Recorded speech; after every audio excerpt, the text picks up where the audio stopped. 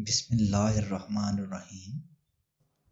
حضرت عبداللہ اندلسی رحمۃ اللہ علیہ بہت بڑے بزرگ اور عارف باللہ کے ساتھ ساتھ حدیث و تفسیر میں بھی مایہ ناز مقام رکھتے تھے۔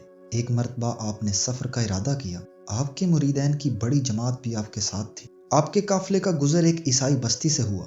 حضرت شبلی رحمۃ اللہ علیہ بھی اس قافلے میں شامل تھے۔ آپ فرماتے ہیں نماز کا وقت ہو چکا تھا مگر پانی نہیں مل رہا تھا۔ پانی کی تلاش میں ہم نے پوری بستی کا چکر لگایا۔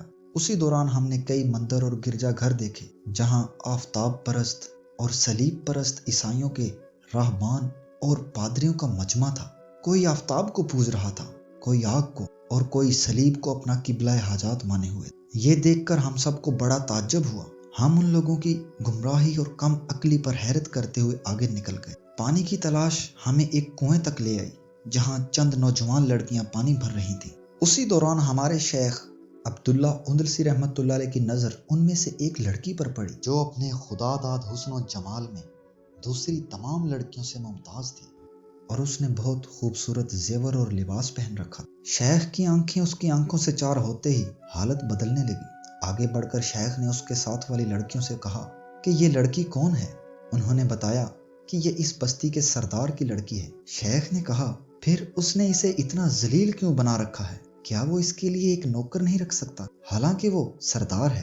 لڑکیوں نے کہا اس کا باپ ایک سمجھدار آدمی ہے اور وہ یہ کبھی نہیں چاہتا کہ اس کی بیٹی اپنے باپ کے مال پر تکبر کر کے اپنے فطری اخلاق خراب کر بیٹھے۔ حضرت شبلی رحمۃ اللہ علیہ فرماتے ہیں کہ شیخ وہیں سر جھکا کر بیٹھ گئے اور پورے 3 دن تک اسی طرح بیٹھے رہے، نہ کچھ کھاتے اور نہ ہی بات کرتے۔ البتہ جب نماز کا وقت آتا تو نماز ادا کرتے۔ مریدین کی کثیر تعداد جو شیخ کے ساتھ تھی سب پریشان تھے۔ حضرت شبلی رحمۃ اللہ علیہ فرماتے ہیں کہ 3 دن کے بعد میں نے آخر شیخ سے سر جھکا کر عرض کی کہ آقا کیا معاملہ ہے، کچھ تو فرمائیے۔ شیخ عبداللہ اندلسی رحمۃ اللہ علیہ نے مریدین کی طرف منہ کر کے فرمایا اے میرے عزیزو، میں کب تک تم سے اپنی حالت چھپاتا رہوں گا؟ کل میں نے جس لڑکی کو دیکھا اس کی محبت مجھ پر اتنی غالب آ چکی ہے کہ میرے تمام اعضاء و روح پر اس کا تسلط ہے۔ اب یہ ناممکن ہے کہ میں اس سرزمین کو چھوڑ سکوں۔ حضرت شبلی رحمۃ اللہ علیہ نے فرمایا اے میرے آقا، آپ اہل عراق کے پیر و مرشد ہیں اور علم و فضل اور زہد و عبادت میں شہرۂ آفاق ہیں۔ آپ کے مریدین کی تعداد اس وقت 12,000 ہو چکی ہے۔ قرآن مجید کے واسطے ہمیں اور ان سب کو رسوا نہ کیجیے۔ شیخ نے فرمایا میرے عزیزو، میرا اور تمہارا فیصلہ تقدیر خدا بندی کا ہو چکا ہے۔ مجھ سے ولایت کا لباس اتار دیا گیا ہے اور ہدایت کی علامات اٹھا دی گئی ہیں۔ بس شیخ نے یہ کہہ کر رونا شروع کر دیا اور فرمایا اے میری قوم، فیصلہ قدرت کی طرف سے ہو چکا، اب یہ کام میرے بس کا نہیں۔ حضرت شبلی رحمۃ اللہ علیہ فرماتے ہیں کہ ہم نے حسرت سے رونا شروع کر دیا۔ شیخ بھی ہمارے ساتھ رو رہے تھے، یہاں تک کہ زمین آنسوؤں سے تر ہو گئی۔ اس کے بعد ہم مجبور ہو کر اپنے وطن بغداد کی طرف واپس لوٹے۔ لوگ ہمارے آنے کی خبر سن کر شیخ کی زیارت کے لیے شہر سے باہر تشریف لے آئے، مگر شیخ کو ہمارے درمیان نہ دیکھ کر سب نے پوچھا کہ شیخ کہاں ہیں، کیوں نہیں آئے؟ ہم نے سارا واقعہ بیان کر دیا۔ یہ سن کر لوگوں کے اندر قہرام مچ گیا۔ شیخ کی جماعت کے مریدین سجدے میں گر کر دعائیں کرنے لگے اے مغلوب المغلوب، ہمارے شیخ کو ہدایت دے دے اور واپس اپنے مرتبے پر لوٹا دے۔ شیخ کے بعد بغداد کی تمام خانقاہیں بند ہو گئیں اور 1 سال تک اسی غم اور افسوس میں شیخ کے فراق میں لوٹتے رہے۔ آخر کار ہم نے فیصلہ کیا کہ خبر تو لیں کہ شیخ کس حال میں ہیں۔ ہماری ایک جماعت نے اسی عیسائی بستی کی طرف سفر شروع کیا اور ہم وہاں پہنچ گئے۔ وہاں کے لوگوں سے ہم نے شیخ کا حال دریافت کیا تو معلوم ہوا کہ وہ جنگل میں سور چراتے ہیں۔ ہم نے کہا خدا کی پناہ، یہ کیا ہو گیا ہے؟ بستی والوں نے بتایا کہ شیخ نے سردار کی لڑکی سے نکاح کی خواہش کی تو سردار نے شرط رکھی ہے کہ وہ جنگل میں ان کے سور چرایا کرے گا، اور شیخ نے ہاں کر دی۔ چنانچہ شیخ صاحب سور چرانے کی خدمت پر مامور ہیں۔ یہ سن کر ہمارے کلیجے پھٹنے لگے اور آنکھوں سے آنسوؤں کا طوفان اٹھنے لگا۔ بمشکل ہم اپنے دل تھام کر اس جنگل میں پہنچ گئے جہاں شیخ صاحب سور چرا رہے۔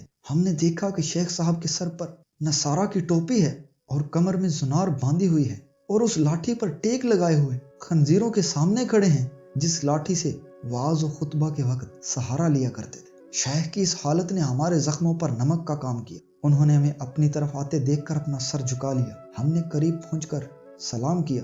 حضرت شبلی رحمۃ اللہ علیہ فرماتے ہیں کہ میں نے شیخ سے مخاطب ہوتے ہوئے کہا، یا شیخ، اس علم و فضل اور حدیث و تفسیر کے ہوتے ہوئے بھی آپ کا یہ حال ہے؟ حضرت عبداللہ اندلسی رحمۃ اللہ علیہ نے فرمایا، میرے بھائیو، یہ میں نے اپنے اختیار سے نہیں کیا، میرے مولا نے جیسا چاہا اس نے ویسا ہی کیا، اور اس قدر مقرب بنانے کے بعد جب چاہا اپنے دروازے سے دور پھینک دیا۔ اے میرے عزیز دوستو، خدائے بے نیاز کے قہر و غضب سے ڈرو اور اپنے علم و فضل پر تکبر نہ کرو۔ شیخ نے آسمان کی طرف نظر اٹھا کر کہا، اے میرے مولا، میرا گمان تیرے بارے میں تو ایسا نہ تھا کہ تو مجھے ذلیل و خوار کر کے اپنے دروازے سے نکال دے گا۔ شیخ نے حضرت شبلی رحمۃ اللہ علیہ کو آواز دے کر کہا، اے شبلی، اپنے غیر کو دیکھ اور عبرت حاصل کر۔ شیخ صاحب کے سب مریدین اس میدان میں گڑ گڑا کر رونے لگے۔ یہ میدان حشر کا نمونہ بن گیا۔ حضرت شبلی رحمۃ اللہ علیہ نے فرمایا، یا شیخ، آپ حافظ قرآن تھے اور قرآن مجید کو 7 قرأت سے پڑھا کرتے تھے، کیا اب بھی ان میں سے آپ کو کوئی آیت یاد ہے؟ شیخ نے فرمایا، مجھے قرآن کی 2 آیتوں کے سوا کچھ یاد نہیں۔ ان میں سے ایک یہ کہ جس کو اللہ ذلیل کرتا ہے اسے کوئی عزت دینے والا نہیں، بے شک اللہ جو چاہتا ہے کرتا ہے، اور دوسری یہ، جس نے ایمان کے بدلے میں کفر اختیار کیا وہ سیدھے راستے سے گمراہ ہو گیا۔ حضرت شبلی رحمۃ اللہ علیہ نے فرمایا، آپ کو 30,000 حدیث زبانی یاد تھی، کیا اب بھی ان میں سے کوئی ایک حدیث آپ کو یاد ہے؟ شیخ نے فرمایا، ہاں یاد ہے، وہ یہ کہ جو شخص اپنا دین اسلام بدل ڈالے اس کو قتل کر دو۔ حضرت شبلی رحمۃ اللہ علیہ فرماتے ہیں کہ ہم شیخ صاحب کا یہ حال دیکھ کر ان کو وہیں چھوڑ آئے۔ ابھی ہم 3 روز کا سفر کر کے آدھے راستے تک ہی پہنچے تھے۔ شیخ عبداللہ اندلسی رحمۃ اللہ علیہ کو اپنے آگے دیکھا کہ نہر میں غسل کر رہے ہیں اور بآواز بلند شہادتیں پڑھ رہے ہیں۔ اس وقت ہماری خوشی کا اندازہ وہی انسان لگا سکتا ہے جس کو اس خوشی سے پہلے ہماری مصیبت کا اندازہ ہو۔ شیخ نے قریب پہنچ کر کہا، مجھے پاک کپڑے دو۔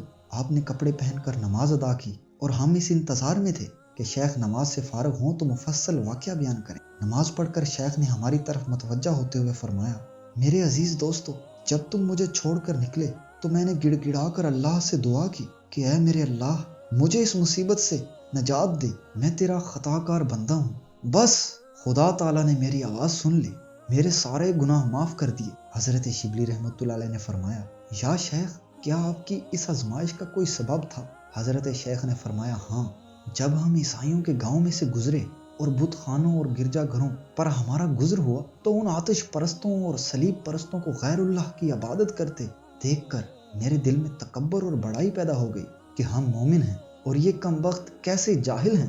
مجھے اسی وقت غیب سے ایک آواز آئی کہ یہ ایمان توحید کچھ بھی تمہارا ذاتی کمال نہیں، یہ سب ہماری توفیق سے ہے۔ کیا تم اپنے ایمان کو اپنے اختیار میں سمجھتے ہو؟ اگر تم چاہو تو ہم تمہیں ابھی بتلا دیں۔ مجھے اسی وقت احساس ہوا کہ گویا ایک پرندہ میرے قلب سے نکل کر اڑ گیا جو در حقیقت میرا ایمان تھا۔ حضرت شبلی رحمۃ اللہ علیہ فرماتے ہیں کہ پھر ہمارا قافلہ نہایت خوشی اور امن کے ساتھ بغداد پہنچا۔ سب مریدین شیخ کے دوبارہ قبول اسلام سے خوشیاں منا رہے تھے۔ خانقاہیں اور حجرے کھول دیے گئے۔ بادشاہ وقت شیخ کی زیارت کے لیے حاضر ہوا اور کچھ ہدیہ پیش کیا۔ شیخ پھر سے اپنے قدیم شغل میں مشغول ہو گئے اور وہی حدیث و تفسیر، فیض و تسکین اور تعلیم و تربیت کا دور شروع ہو گیا۔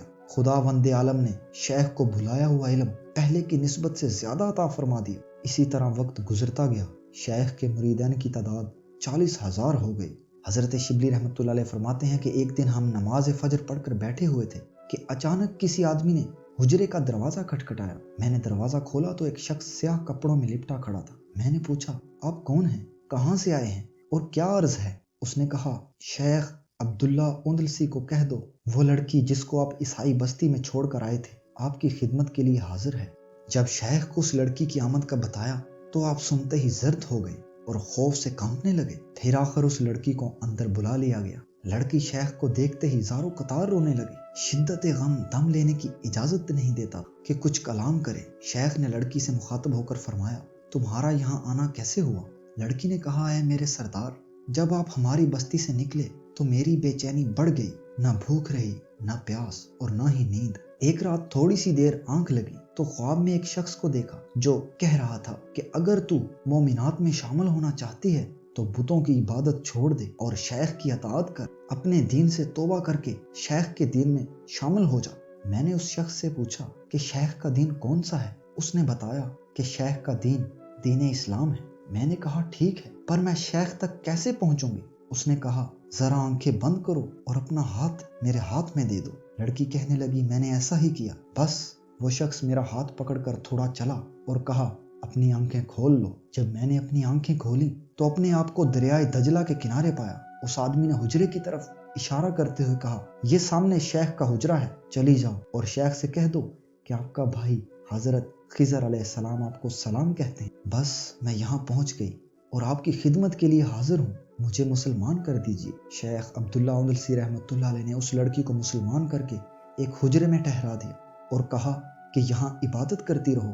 وہ لڑکی عبادت میں مشغول ہو گئی اور تمام لوگوں سے سبقت لے گئی، دن بھر روزہ رکھتی اور رات بھر عبادت خداوندی میں قیام کرتی۔ محنت سے بدن ڈھل گیا اور جسم پر ہڈیوں اور چمڑے کے سوا کچھ نہ رہا۔ آخر کار اسی حالت میں مریضہ ہو گئی اور مرض اتنا بڑھ گیا کہ موت کا نقشہ سامنے آنے لگا۔ اس کے دل میں اس بات کے سوا اب کوئی حسرت نہ تھی کہ ایک دفعہ شیخ کی زیارت کر کے اپنی آنکھوں کو ٹھنڈا کر لے، کیونکہ جب سے وہ آئی تھی تب سے نہ ہی شیخ نے لڑکی کو دیکھا اور نہ ہی اس لڑکی نے شیخ کو دیکھا۔ آخر لڑکی نے شیخ عبداللہ اندلسی رحمۃ اللہ علیہ کو بلاوا بھیجا کہ موت سے پہلے ایک مرتبہ آپ کو دیکھنا چاہتی ہوں۔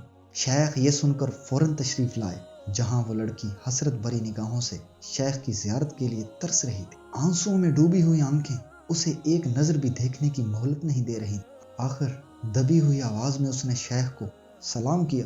شیخ نے شفقت آمیز آواز میں سلام کا جواب دینے کے بعد کہا تم فکر نہ کرو، انشاءاللہ ہماری ملاقات جلد ہی جنت میں ہونے والی ہے۔ یہ لفظ سننے کے کچھ ہی لمحے بعد مسافر آخرت نے اس دار فانی کو خیر آباد کہہ دیا۔ انا للہ و انا الیہ راجعون۔ حضرت شبلی رحمۃ اللہ علیہ فرماتے ہیں کہ اس لڑکی کی وفات کے بعد شیخ کی حیات بھی اس دنیا میں چند روز سے زیادہ نہ تھی اور آپ بھی اس عالم فانی سے چند روز کے بعد رخصت ہو گئے۔ کچھ دنوں کے بعد میں نے شیخ کو خواب میں دیکھا کہ جنت کے پرفضا مقام پر مقیم ہیں اور 70 حوروں سے آپ کا نکاح ہوا ہے، جن میں پہلی وہ عورت یہی لڑکی تھی۔